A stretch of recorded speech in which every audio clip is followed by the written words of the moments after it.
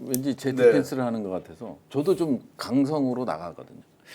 그래서 그러다 보니까 이제 국정조사 청문회, 국정조사 특위 요청이 왔을 때 고사를 했고요.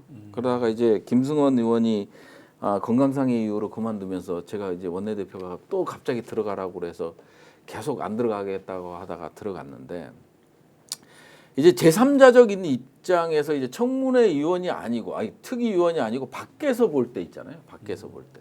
TV를 통해서 보는데 사성 장군들이 나와서 직을 걸겠다. 우리 군의 사기를 저하시키지 마라.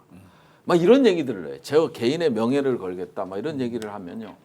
정말 부글부글 끓어요. 네. 왜 그러냐면 지금 계엄 당시에 김용현 대통령이 들어와서 자기 허락을 받지 않고 자기 부하들이 막 움직인단 말이에요. 국회 뭐 움직이는데 그때는 벌벌 떨면서 말 한마디 안 하고 직을 걸겠다. 제2의 장태환이 안 되고 정병주가 안 된 사람들이 국정조사에 나와서 말 함부로 하지 마시라. 내 직을 걸고 아니다. 이런 얘기를 하면서 딱 보고 이제 들어가잖아요. 청문회장에. 그걸 보고 이제 청문위원이 특위위원이 됐어. 딱 들어갔어요. 그러면 저는 같은 경우는 어떤 사실이 있으면 이게 제보가 있으면 이거를 가지고 그냥 지르지 않습니다. 크로스 체크를 다 하고 네. 일단 상대방을 몰아놓고 얘기를 해요. 몰아놓고. 그리고 이제 우리가 시간이 주어진 게 뭐냐면은 7분, 5분, 3분, 3분이야. 그러면 이거 기껏 해봐야 몇 분이 되겠습니까? 18분 동안 제가 얘기할 수 있는 시간 한 10분 정도밖에 안 돼요. 근데 거기서 화낸 건 딱 1분도 안 돼. 1분도 안 됐는데 그것만 카메라에 잡혀. 그런 것도 있습니다. 그러니까 민주당은 함부로 비판할 수 없게 정말 열심히 잘했어요. 네.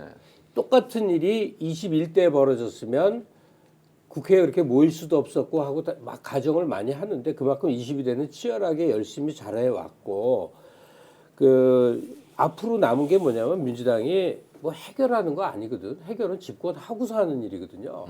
이제는 많은 경우 지평을 넓혀야 될 것 같은데 네, 전적으로 동의합니다. 예, 저 고등학교 동창들 누구나 있잖아요. 내가 반창회를 갔는데 그들 순진한 사업하고 뭐 직장 다닌 친구들 이제 은퇴해서 모이는데 어쩜 그 얘기들을 그렇게 많이 하나 싶었어. 그 이제 내란 관련 이제 모였는데 그 민주당 의원이 누구지 다 아는 너무 유명한 분이야. 국민의원들 다 일어나세요. 국민들께 사과하세요. 총리서부터 장관 줄줄이 이제 일반 국민들이 보기에 그 사람들은 높은 사람이야. 물론 잘못을 했어. 그런데 의원 하나가 이거 죄송한 얘기지만 그것도 여성 의원이야. 완전히 공깃돌 놀듯이 갖고 노는데 이게 국민한테 사과를 하는 게 아니라 민주당이 그냥 있는 대로 위세를 떠는 걸로 비춰졌던 거예요.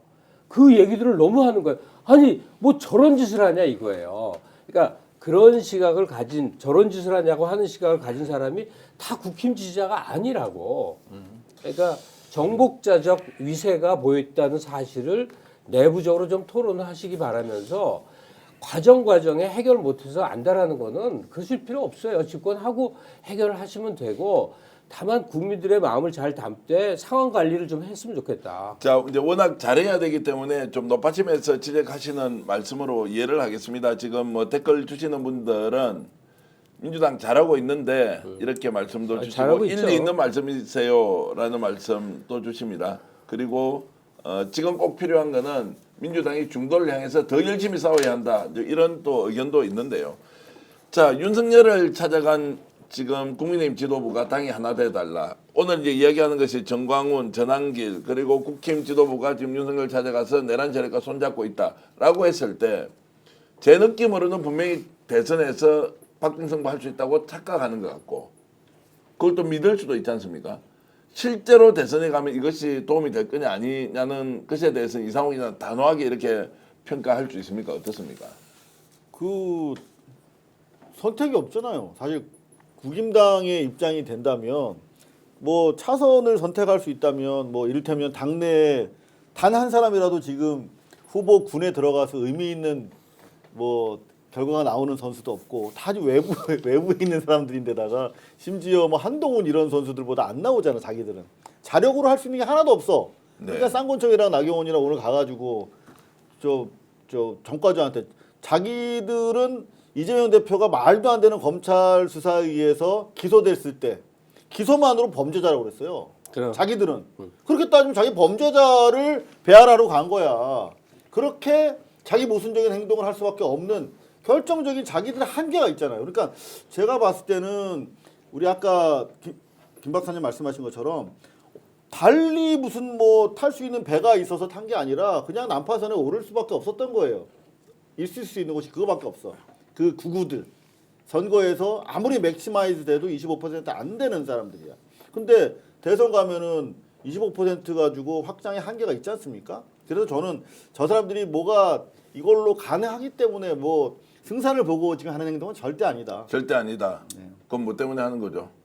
당장 지금 올라탈 수 있는 배가 없으니까. 당장 올라탈 수 있는 배가 없는데 저렇게 한다. 두 달 뒤에 제가 대선이 있을 수도 있는데.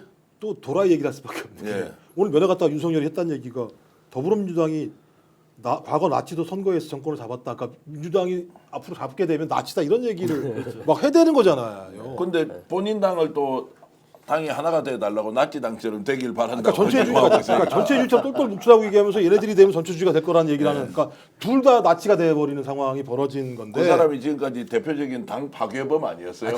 지금까지 한 국힘을 행동 자체가 소위 파시스트 정당처럼 행동을 했던 거고 그 수계가 윤석열이었던 거죠. 근데 제가 볼 때 이번에 면회 간 사람들 소위 이제 어떻게 당 대표랑 원내 대표가 내란 수계한테 면회를 갑니까? 상식적으로 저 같으면 못 가는 거죠. 근데 그럼 왜 갔을까? 적어도 25%에서 30% 정도의 지지층들을 꼭 잡고 있어야 된다. 이게 하나 핵심적인 내용이겠죠. 그거죠. 이걸 잡지 못하는 순간 자기들은 완전히 낭떠러지 보수가 괴멸될 수 있다는 거 하나 하고 또 하나는 이 사태가 내란 범죄를 진압하는 과정이 아니라 또 다른 좌우파의 싸움으로 가야 되는 거예요. 내란 범죄로 이 문제의 프레임이 잡히게 되면 자기들 다 걸려요. 왜냐하면 이거는 윤석열 혼자 한 게 아니에요.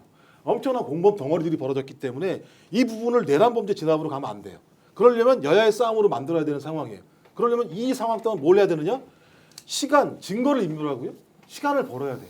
그래서 윤석열만 딱 그 제사상 위에다가 재물을 바쳐야 돼요. 자기들은 그동안 살아남고 상황이 좋아서 한 35% 정도 유지하면 좋은 거고 난 25%라도 똘똘 뭉쳐서 자기들 중 국회의원들 다수가 TK 지역에 있는 108명 중에서 한 7, 80명들은 3년 동안 계속 국회의원직 유지할 거니까 이 정도만 하고 거기에 플러스 알파로 더 다른 것이 들어온다면 좋은 거다라는 판단 때문에 지금 당장은 윤석열을 갖다가 제가 볼 때는 그냥 뽑아먹는 거예요. 뽑아먹는 거. 저는 그 이상도 더 그 이하도 아니다. 만약에 본인들이 진짜 선거를 생각한다면 면회 가지 말아야죠. 지금 빨리 방향 바꿔야죠. 그리고 구구적인 얘기하는 사람들 다 쳐내야죠. 약간 다르게 좀 보시는 견해가 있습니까? 100% 일치하십니까? 뭐 크게 다르지 않은 게 지금 얼마나 매달릴 데가 없으면 윤석열에 대한 동정 여론에 기대려고 할까 그 점에 대해서는 참 저는 안 이미 됐다고 국힘은요 윤석열은 버렸어요. 근데 그런데 왜 찾아가냐고요? 버렸는데 거기서 에너지를 찾는 거죠. 우리가 기름이 떨어지면 시발 주유소를 가지 않습니까? 그거랑 똑같은 거예요. 그냥 우리가 차를 운행할 때만 필요한 거예요. 그러니까 국민의힘이 지금 할 수 있는 거는 윤석열이라는 에너지원밖에 없는 거예요. 그리고 국힘이 가장 두려워하는 거는 내란 특검이에요. 왜냐하면 자기네들이 다 수사 대상이 되거든요. 내란 공범이 되는 거예요. 추경호부터 시작을 해서 이 특검할 때 반대했던 논리가 그거였거든요. 이거 빼자. 이거 빼자라는 거예요. 선전선동 빼자. 내란의 선전선동 빼자는 거였거든요. 외환죄 빼자는 거였어요. 그러면 다 본인들이 다 연루가 될 수밖에 없어요. 아마 국힘의 상당수 의원들이 연루가 되고 피의자가 될 게 뻔하거든요. 그래서 지금 윤석열 대통령으로 구구가 뭉치고 있고 거기로 뭉치고 있으니 우리도 거기서 에너지를 빼먹자라는 거지. 국민의힘이 정치를 그렇게 하고 윤석열이 대통령 되기 전에 녹취 나온 게 국민의힘 뽀개버린다고 했잖아요. 그걸 모르는 정당도 아니에요. 정치를 그렇게 오래 했는데 몰라요. 근데 지금 이 순간 여기서 에너지원을 빼먹지 못하면 지금 특검도 받아야 되고 그렇게 태세 전환이 될 수가 없다니까요. 그러면 다 공멸하는 거예요. 그래서 최대한 빼먹을 대로 빼먹고 헌법재판관이 됐건 사법부가 됐건 지금은 이제 또 공소장이 나왔으니까 검찰까지 이제 무시하는 발언들이 계속 나올 겁니다. 그러면서 이제 구구에서 여전히 지금 힘을 받고 갈 시점밖에는 없고요. 저희는 이 국힘에서 대선을 준비한다라는 생각은 안 들어요. 아까 이상호 기자님께서도 말씀했지만 이미 지금 그 예전 대선하고는 문재인 때나 뭐 그 이전 대선하고 완전히 판이 다르잖아요. 후보가 없어요. 대항마가 없어. 나서서 이재명 대표와 맞설 수 있는 후보가 지금 뚜렷이 나오지 않는 상황이에요. 그러면 어떤 이 탄핵이 인용이 되고 60일 안에 어떤 변수가 나올지 모르니 25%라도 잡아두자. 그게 우리의 에너지원이다. 이 생각은 근데 국민들은 지금 뭐 사는 게 진짜 미칠 정도로 힘든데 지금 뭐 예를 들면 자 연금 계획도 좀 해보자. 그러면 뭐 25만 원 전 국민 지원하는 거 포기할 테니까 그래도 뭔가 추경이라도 하자. 그리고 민생 예산 너희들이 다 깎아버린 거 아니냐라고 또 욕설을 하고 막 이러면서 모든 정책이 국민을 위한 정책이 이재명 대통령 되는 것이니 이거 막아야 한다는 이런 논리에 대해서는 어떻게 생각하세요? 지금 국민의힘에서 가장 비판적으로 보거나 평론가들이 이제 보수 평론가들이 비판적으로 보는 게 뭐냐면요. 이재명 대표가 하는 거는 다 싫은 거예요. 자, 지금은 한미일 안보 협력 그냥 현상 유지하자. 뭐 이런 식으로 가잖아요. 외교 정책, 경제 정책, 약간 실용주의적으로 중도로 이제 약간 이게 클릭을 했단 말이에요. 근데 뭐냐면 그거를 가지고 일관성이 없다고 그래요. 어떤 협상 카드를 냈고 민생을 이거를 반드시 이뤄내야 돼. 어떤 협상 카드를 내고 추경 그램으로써 이제 우리 민생 경제를 살리자 추경을 하자. 우리가 이거 포기할게. 이렇게 해도 국민의힘은 안 받아요.